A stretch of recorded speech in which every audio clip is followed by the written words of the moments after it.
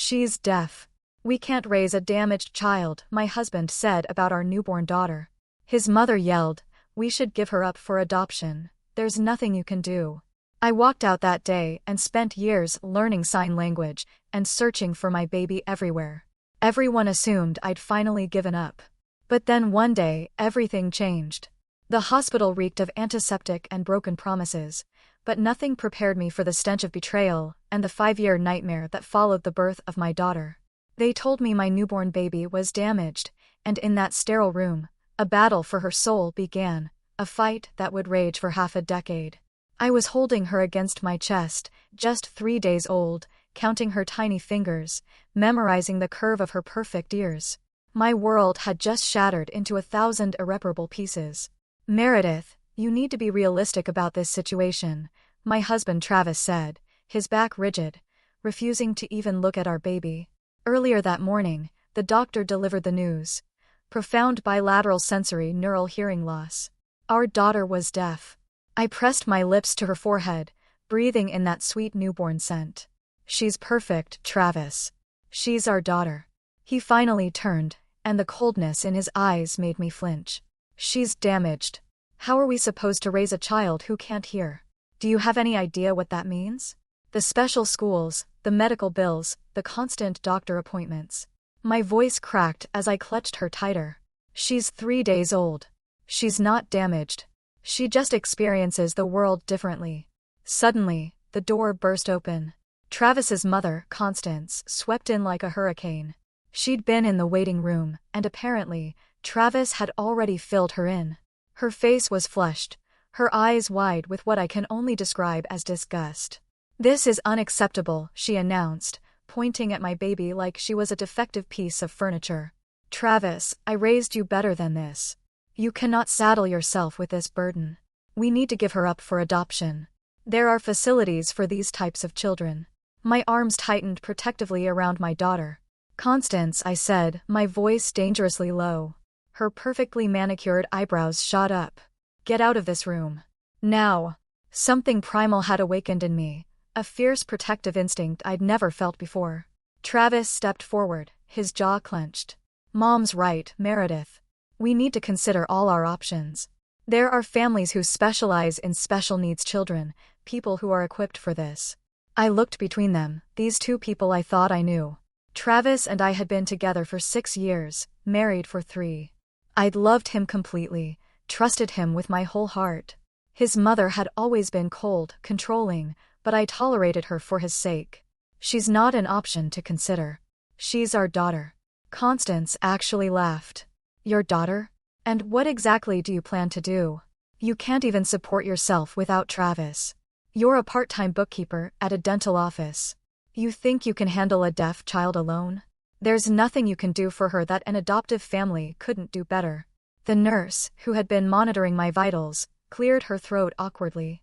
"Perhaps this conversation should continue in private." "We're done here," I said, my voice steady despite the tears streaming down my face. "Travis, you need to make a choice right now. Your daughter or your mother's approval, because I'm keeping her with or without you." He didn't hesitate. That's what broke me most. He didn't even pause to think. "I can't do this, Meredith. I'm sorry, but I just can't." 2 hours later, after I'd refused to sign adoption papers 3 times, Travis and Constance left. They just walked out of the hospital like our daughter, and I didn't exist. The nurse, an older woman named Patricia, squeezed my shoulder as I sobbed. "What's her name?" she asked softly. I looked down at my sleeping baby, this perfect little person who deserved so much better than the hand she'd been dealt. "Ruby. Ruby May Wallace." Patricia smiled. "That's beautiful. And Meredith, you're going to be an amazing mother to her." I wanted to believe her, but fear was eating me alive. I'd never been particularly strong, always leaning on Travis for big decisions, letting him take the lead. I worked part-time because he preferred I be home to cook dinner. My savings account held maybe $1,500. How was I supposed to do this alone? The hospital social worker visited me the next day. Loretta Washington was in her 50s, with kind eyes and a no-nonsense demeanor. She laid out the reality plainly. The state provides early intervention services, but you'll need to navigate a lot of bureaucracy. You'll need health insurance, which you probably lost when Travis filed for divorce. My head snapped up. He already filed? This morning. We'd been married 3 years. Our daughter was 4 days old. You'll need housing, childcare, and most importantly, you'll need to learn American Sign Language if you want to communicate with your daughter effectively. I'll do whatever it takes, I whispered. Just tell me where to start. Loretta studied me for a long moment. I believe you. But you should know, the father is already pushing hard for adoption proceedings. His lawyer contacted our office this morning, claiming you're unfit due to financial instability. They're claiming it's in the child's best interest. Ice flooded my veins. Can they do that? Can they take her from me? Not easily, but they can make your life very difficult. You need a lawyer. I can recommend someone who does pro bono family law cases. She handed me a card. Nathaniel Griffin. Tell him I sent you. The next 3 months were the hardest of my life. I moved into a tiny studio apartment that barely fit Ruby's crib and my mattress on the floor. Travis fought me on everything. He wanted 0 custody, but also wanted to control whether I kept Ruby at all. His lawyer argued I was unstable, financially incapable, living in substandard conditions. Nathaniel Griffin turned out to be my guardian angel. He was a 60-year-old African-American man, with great dreadlocks and a passion for defending underdogs. He took my case for free after hearing my story. Travis and his mother want her gone, but they don't want to look like the bad guys, he explained during our first meeting. They're trying to paint you as incompetent, so a judge will decide adoption is in Ruby's best interest. We're not going to let that happen. He was true to his word. While fighting Travis in court, I threw myself into learning everything I could about raising a deaf child. I enrolled in ASL classes at the community college, studying signs until my hands cramped. I attended every early intervention appointment, worked with audiologists and speech therapists, researched cochlear implants and deaf culture. My mother, Leslie, tried to be supportive, though her discomfort was obvious. Maybe Travis has a point about your living situation, honey.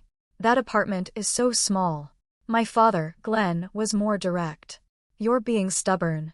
That baby needs stability, and you're barely keeping your head above water. Even my younger brother, Austin, suggested I think about what's best for Ruby, as if keeping her with her mother wasn't obviously what was best. But my grandmother, my dad's mother, Virginia, was different. She was 83, sharp as a tack. And she drove 3 hours to visit me in that cramped studio apartment. Your grandfather was hard of hearing from the war, she told me, holding Ruby gently. People treated him like he was stupid, like he couldn't understand. But he was brilliant. Ran a successful hardware store for 40 years. This baby doesn't need to hear to be extraordinary. She just needs someone to believe in her. I cried into her shoulder while she stroked my hair. I'm so scared I'm not enough for her. She pulled back and looked me in the eyes. Fear means you care. Indifference is what would make you a bad mother. That husband of yours, he showed indifference. You're showing up every single day. That's what matters. The court battle lasted 7 months. Travis and Constance pulled out every dirty tactic. They claimed I was mentally unstable, that I'd threatened to harm myself and Ruby, that I was living in squalor. All lies, but lies that had to be disproven with evidence and testimonies. During the final hearing, the judge asked me directly why I thought I could provide better care than an adoptive family specifically trained in special needs. I looked at Ruby, who was 9 months old and sitting in Nathaniel's assistant's lap. She was babbling baby sounds, her big brown eyes curious about everything around her. Because I'm her mother, I said simply. And I love her more than life itself. I've already learned intermediate ASL. I've connected with the deaf community. I've researched schools and programs. But most importantly, I wake up every morning determined to give her the best life possible. No adoptive family will fight for her the way I will, because no one else will love her the way I do. The judge awarded me full custody. Travis signed away his parental rights the same day, wanting nothing to do with Ruby. His mother tried to appeal, claiming grandparents' rights, but Nathaniel shut that down quickly. I thought we were safe. I thought the hardest part was over. I was so wrong. 2 months after the custody hearing, on a rainy Tuesday morning, I dropped Ruby off at the developmental daycare that had accepted her. She was 11 months old, chunky and happy, learning baby sign language from the specialized teachers there. I kissed her goodbye, signed "I love you" against her palm, her favorite, and went to work. When I came back at 5:30, the daycare director met me at the door, her face pale. "Meredith, Ruby's not here." The world tilted. "What do you mean she's not here?" A woman came at 2 o'clock with paperwork claiming to be her grandmother, with temporary custody documents. Everything looked legitimate. We called the number on file to verify, and a man confirmed it was approved. We gave Ruby to her. I couldn't breathe. What woman? What paperwork? She said her name was Constance Wallace. She had a driver's license, court documents with a judge's signature. I was already running to my car, phone pressed to my ear, calling Nathaniel. He answered on the second ring. "Constance took Ruby," I gasped out. The daycare gave her to Constance. They had fake documents. "Call the police. Now." "I'm heading to the courthouse to get an emergency order," he said, his voice grim. The next 72 hours were an absolute nightmare. The police treated it as a custody dispute initially, which delayed everything. Constance had disappeared. Her house was empty. Her car gone. Travis claimed he knew nothing, but I could see the lie in his eyes when police questioned him. She took her for adoption, he finally admitted during the third interview. She has connections with a private adoption agency. She said it was for the best. "Where is Ruby?" I screamed at him, Nathaniel holding me back from lunging across the police station. "Where is your mother?" "I don't know. She didn't tell me details. She said it was better that way."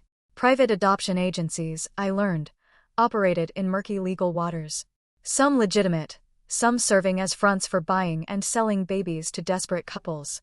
With falsified documents and a child who needed special placement, Constance could disappear Ruby into the system. The police investigation crawled forward. Every day without Ruby felt like drowning. I couldn't eat, couldn't sleep.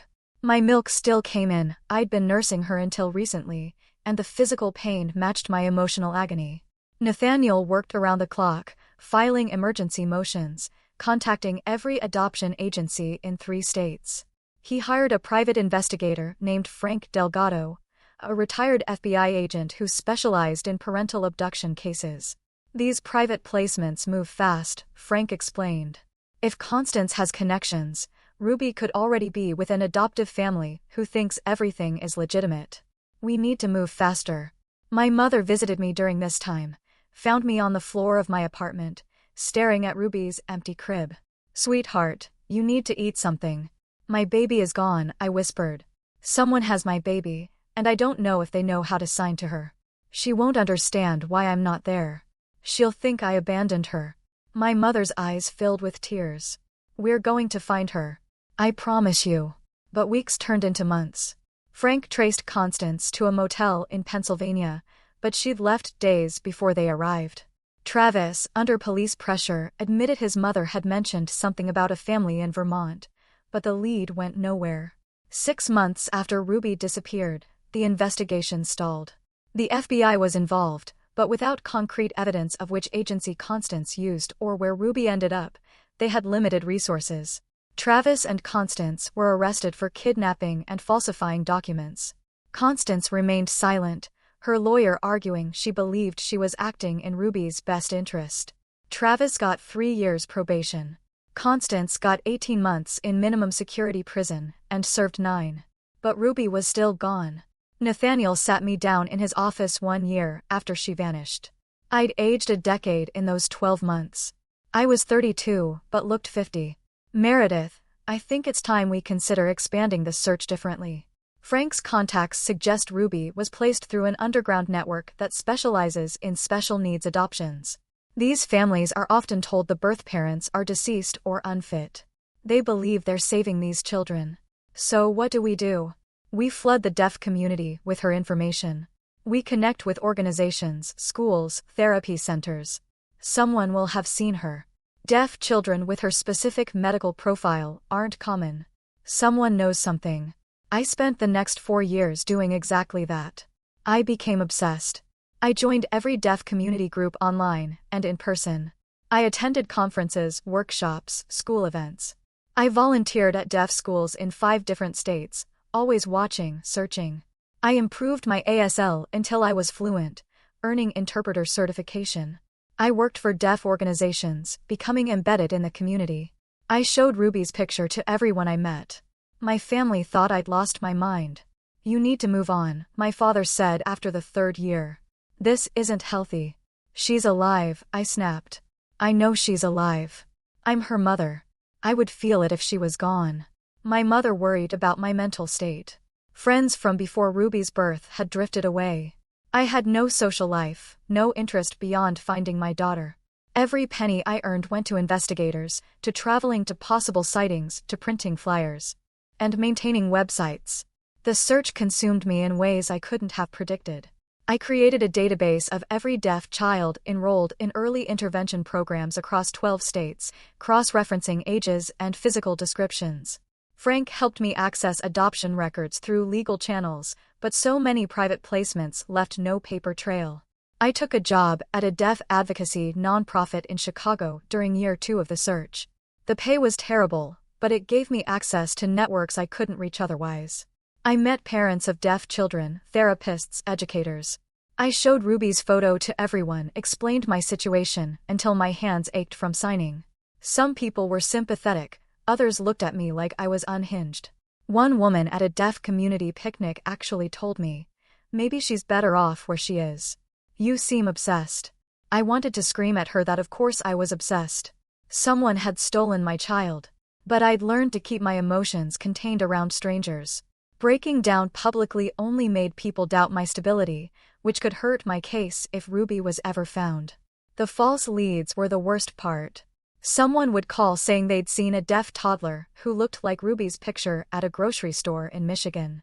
I'd drive 8 hours, stake out the location for days, only to discover the child had darker skin and was 3 years older than Ruby would be. Another time, a teacher contacted me about a student at a deaf school in Ohio. The age was right. The timeline matched. I flew out the next day, my heart hammering against my ribs. But the moment I saw the girl, I knew. She had red hair and green eyes, nothing like Ruby's features. Each false lead felt like losing her all over again.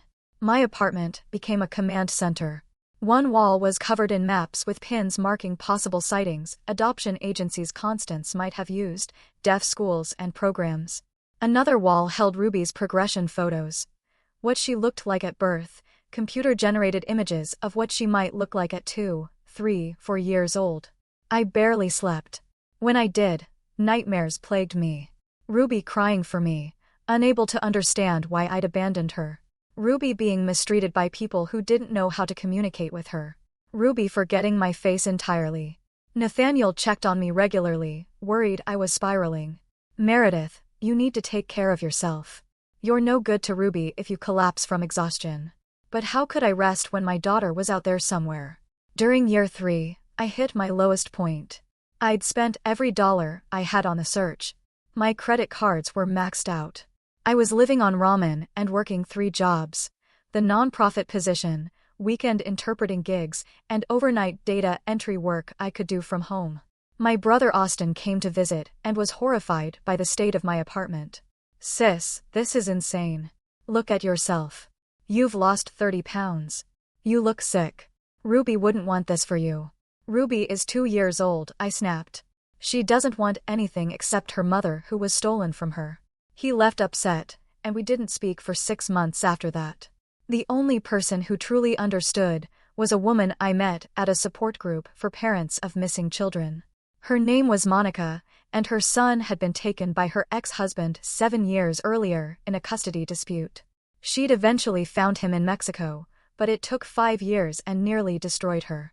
People who haven't lived it can't comprehend the specific hell of not knowing where your child is, she told me over coffee one afternoon. They think you should move on, grieve, accept. But your child isn't dead. They're just lost. And as long as they're lost, you keep searching. Monica became my anchor during the darkest times. She understood why I couldn't date, couldn't focus on career advancement, couldn't care about anything except finding Ruby. She never told me to move on, or called my dedication unhealthy. In year 4, I made a breakthrough that nearly shattered me. Frank's contacts uncovered records from a now-closed adoption facilitator called Bless Beginnings Family Services. The organization had operated in Pennsylvania and Vermont, placing special needs children with families who specifically requested them. The records were incomplete. The company had destroyed most documents before shutting down amid fraud investigations. But there were fragments, and in one fragment, a handwritten note mentioned infant female hearing impaired, placed March 2019.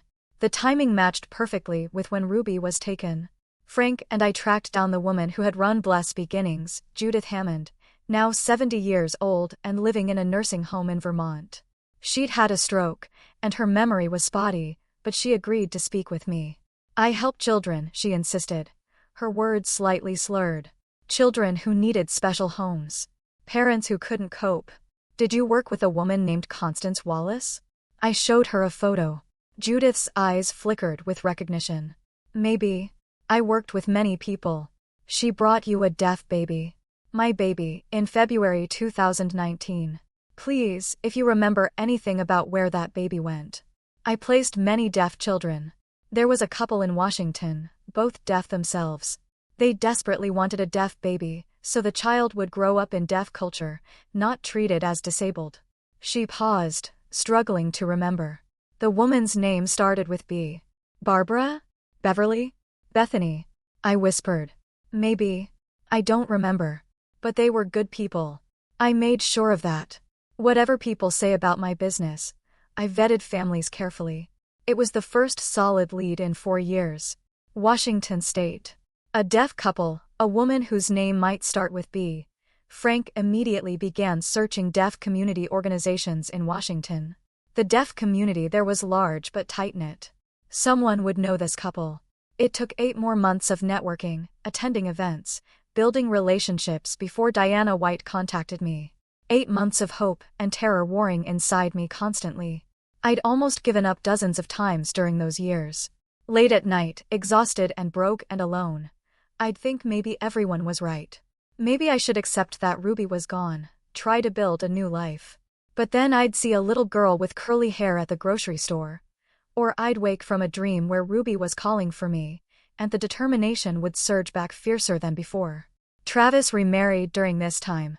Had a son with his new wife, Kelsey, a perfectly hearing child they paraded on social media. He'd completely moved on, as if Ruby had never existed. Constance got out of prison after 9 months, immediately hired an expensive lawyer, and began rebuilding her reputation.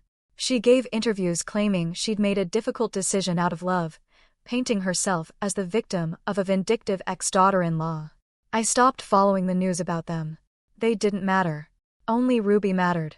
5 years after she disappeared, I was working as an ASL interpreter at a deaf school in Oregon.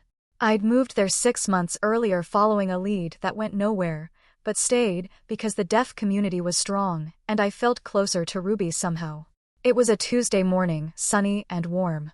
I was interpreting for a parent-teacher conference when the school's secretary interrupted. "Meredith, there's someone here to see you. She says it's urgent." The woman waiting in the office was about 60, native American, with silver-streaked black hair and turquoise jewelry.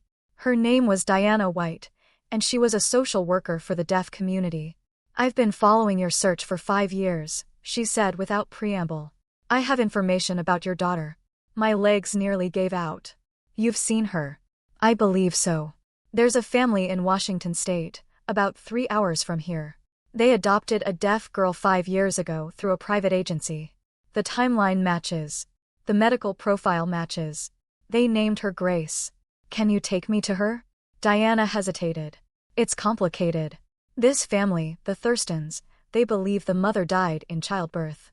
They were told it was a tragic situation, that the father couldn't cope. They've been raising Grace believing they saved her from foster care.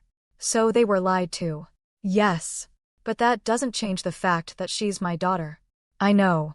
But legally, this is going to be messy. The adoption went through a now-defunct agency. The paperwork appears legitimate on the surface. You're going to need lawyers, DNA tests, proof. And, Meredith, you're going to potentially traumatize a 6-year-old child who knows the Thurstons as her parents. I pressed my palms to my eyes, trying to breathe through the overwhelming emotions. Does she look happy? She seems well cared for. The Thurstons are deaf themselves. That's why they specifically wanted to adopt a deaf child. They're active in the community, good people from what I can tell. But that doesn't change what was stolen from you. I need to see her. Even if it's from a distance, I need to see my daughter. Diana drove me to a suburb outside Seattle 3 days later. She'd arranged for us to observe a deaf children's playgroup that Grace attended. We sat in my rental car across the street from the community center, my hands shaking so badly I could barely hold the binoculars. There, Diana pointed. The little girl in the purple dress. I looked, and my heart stopped. She was 6 years old, tall for her age, with light brown skin and dark curly hair in 2 puffs. She had my nose, Travis's chin, my mother's eyes. She was beautiful and animated, signing rapidly with other children, laughing silently at something another girl communicated. My baby. My Ruby. Alive and apparently thriving. The Thurstons arrived to pick her up. Bethany and Marcus, both in their 40s, both deaf. They signed with Grace lovingly, Bethany fixing her daughter's hair, Marcus swinging her up onto his shoulders. Grace's face lit up with pure joy. I watched my daughter leave with another family, and something inside me broke and healed simultaneously. She was alive. She was loved. But she was stolen from me. Nathaniel filed the legal paperwork within a week. DNA tests confirmed what I already knew. Grace Thurston was Ruby Mae Wallace. The case exploded in the media. Nathaniel used the publicity strategically, building public pressure. The Thurstons were devastated. Through their lawyer and interpreter, they released a statement claiming they'd adopted through legitimate channels and had no idea about the kidnapping. They fought the initial ruling, terrified of losing the daughter they'd raised for 5 years. The judge ordered a gradual reunification. Grace, and yes, I had to call her Grace now because that's who she knew herself to be, was introduced to me through supervised visits. She was told I was a friend of her parents, someone who wanted to spend time with her. Those first visits were torture. She signed politely but clearly wanted nothing to do with me. Why would she? I was a stranger disrupting her life. Bethany and Marcus attended the visits, their faces etched with pain. The pain in Bethany's eyes mirrored my own. 3 months into reunification, the therapist recommended we tell Grace the truth. She was 6 years old, bright and perceptive. She knew something was wrong. Bethany insisted on being the one to tell her. We sat together, me, Bethany, Marcus, Grace, and 2 therapists. Bethany signed slowly, carefully. Grace, we need to tell you something very important. When you were a baby, before you came to live with us, something happened that wasn't right. This woman, Meredith, is actually your birth mother. You grew inside her body. She loved you so much, but someone took you away from her. That was wrong.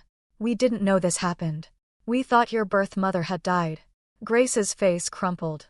She looked at me, then at Bethany, confusion and fear warring in her expression. She signed frantically, "You're not my mom." Bethany's hands trembled.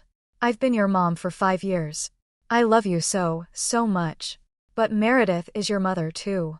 She's been looking for you since you were a baby. She never stopped." Grace turned to me, her eyes huge. "Why didn't you find me?" The question devastated me. Through the interpreter and in my own signing, I told her, I tried every single day. I never gave up. There hasn't been one day I didn't think about you, miss you, love you. I'm so sorry it took so long. She started crying, and my instinct was to comfort her. But she turned to Bethany, burying her face in her adoptive mother's shoulder. Bethany held her, tears streaming down her own face, and looked at me with an expression that held no anger, only shared grief. The reunification process took 2 more years. I had to go slowly, building trust with a child who saw me as a threat to her family.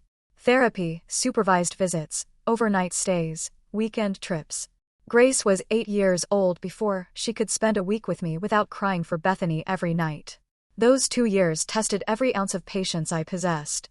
The therapist, Dr. Karen Rodriguez, specialized in adoption, trauma, and attachment. She explained that Grace's entire identity had been appended. The parents she trusted completely had kept a massive secret from her. The stranger, claiming to be her real mother, represented loss rather than gain in Grace's mind. She's grieving, Dr. Rodriguez told me after a particularly difficult session where Grace refused to look at me. She's grieving the simple story she thought she knew about herself. To accept you means accepting that her life was built on a lie, even if that lie wasn't her parents' fault. The first overnight visit was a disaster. Grace cried for 3 hours straight, signing frantically that she wanted Bethany, that I was mean, that she hated me. I sat outside her bedroom door, my own tears falling silently, feeling like a villain in my daughter's story. Bethany called me that night, her face exhausted in the video chat. "She'll adjust. I keep telling her you're not trying to replace us. That love doesn't run out. But she's 7. She doesn't understand yet." "I'm so sorry," I signed and spoke simultaneously. "I'm sorry this is hurting her. I'm sorry it's hurting you." Bethany's expression softened. "I can't imagine what you went through searching for her all those years. And I can't imagine what you're going through now, having found her but not really having her.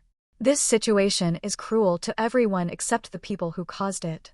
We formed an unlikely alliance. Bethany and we texted regularly about Grace's preferences, her fears, her small victories. Bethany sent me videos of Grace signing, taught me the specific signs Grace invented for things, explained our daughters' quirks and habits. Marcus was more distant, protective of Bethany's pain. But eventually he warmed up too. He taught me about deaf culture from an insider's perspective, explained things I'd missed in my years of study. "You learned ASL as a second language," he signed during one of Grace's soccer games. "But Grace needs you to understand deaf identity, not just deaf communication."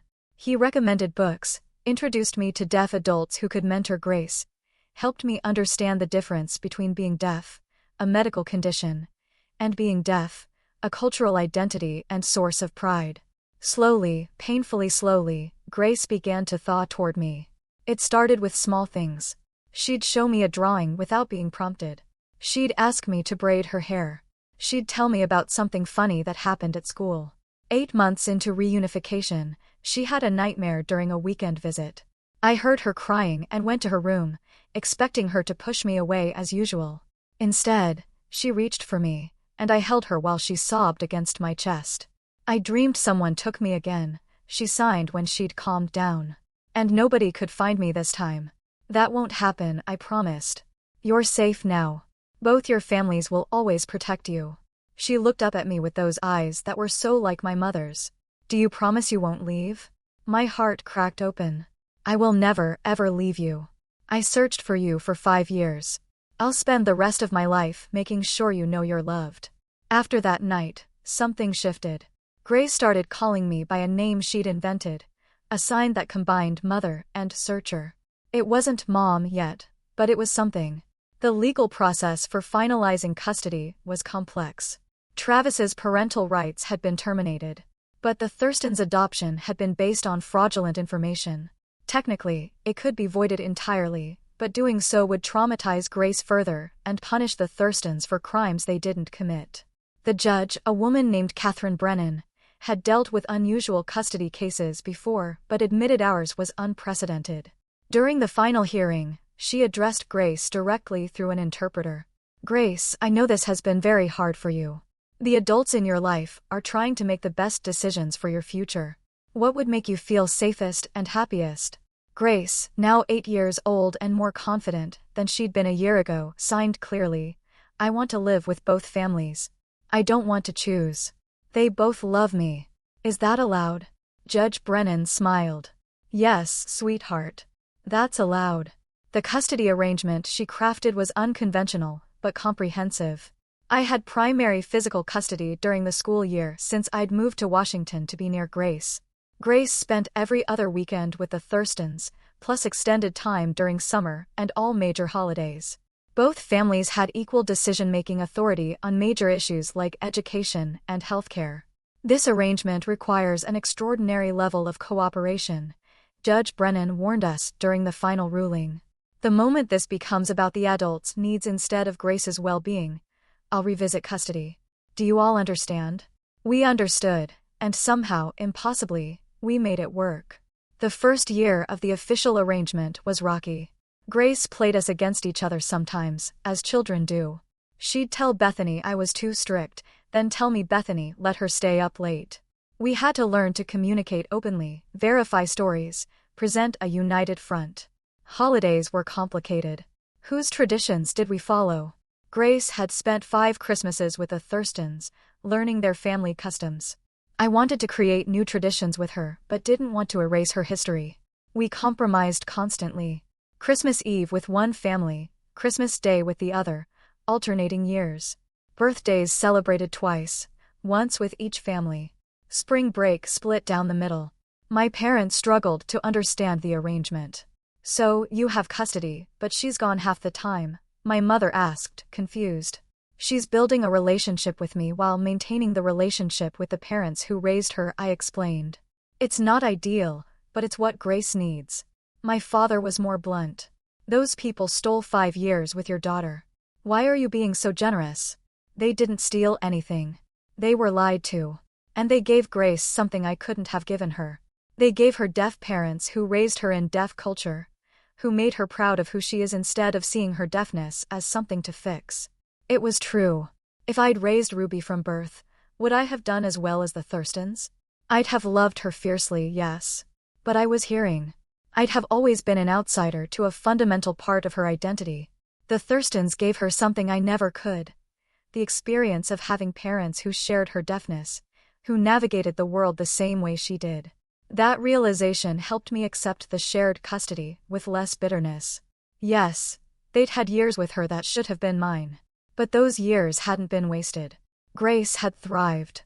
The final custody arrangement was unconventional, recognizing the reality of psychological parentage while restoring biological family connections. It wasn't perfect. It would never be perfect. Grace struggled with the divided loyalty, angry at me for existing, angry at the Thurstons for not being her real parents, angry at the universe for making her situation so complicated. But slowly, painfully, we built something. I learned about the child she'd become during those lost years, her love of art, her fascination with marine biology, her wicked sense of humor. She learned about me, my persistence, my love for her that never wavered, the years I spent searching. On her 10th birthday, 4 years after I found her, she signed something that made me cry for an hour afterward. "I have 2 families. One that raised me and one that searched for me. Is it okay to love you both?" "It's more than okay," I signed back. "It means your heart is big enough for all the love you've been given. That makes you extraordinary." Travis never contacted us. His parental rights had been permanently terminated after the kidnapping. His new family existed in a completely different world from ours. Constance died of a heart attack 2 years after I found Ruby. I didn't attend the funeral. I felt nothing at her death except relief that she couldn't hurt my daughter again. The Thurstons and I developed a respectful, if initially awkward, co-parenting relationship. Bethany struggled the most. She'd been Grace's mother for 5 formative years. But she chose Grace's well-being over her own pain, never speaking badly about me, encouraging Grace to build our relationship. Marcus told me once through an interpreter at one of Grace's school events, "What happened to you was evil. What happened to us was devastating. But somehow Grace got 2 families who love her enough to put her first. Maybe that's the only good thing that came from all this pain." He was right. It didn't erase what was stolen, didn't make the trauma okay. But we were all choosing to move forward, to build something beautiful from the wreckage. Ruby Grace was 14 now. She split her time between my house and the Thurstons, comfortable in both worlds. She'd recently decided she wanted to advocate for stricter adoption regulations, using our story to push for reform. She was fierce, brilliant, and determined to make sure no other child was stolen the way she was. Sometimes she called me Mom, sometimes she called me Meredith. I answered to both, grateful for any acknowledgement of our relationship. Last week, she showed me an essay she'd written for school about resilience. In it, she described 2 mothers. One who taught me to sign, to navigate the world as a deaf person, to be proud of my identity. And another who taught me that love means never giving up, that family is worth fighting for, that persistence can overcome impossible odds. You both saved me, she'd written, just in different ways. I thought about that newborn baby in the hospital room, the husband who called her damaged, the mother-in-law who demanded we give her away. I thought about the years of searching, the nights I cried myself to sleep, the moments I almost gave up. Then I looked at the remarkable young woman Grace had become.